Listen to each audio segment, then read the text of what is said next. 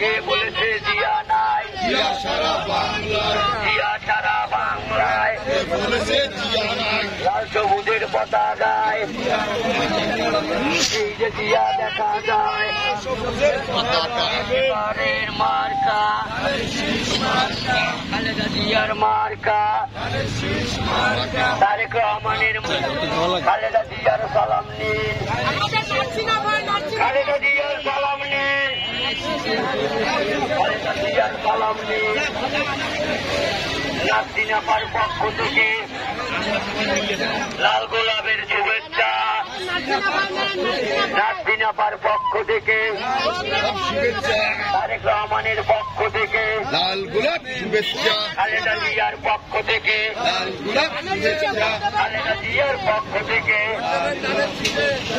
এবারের মার্কা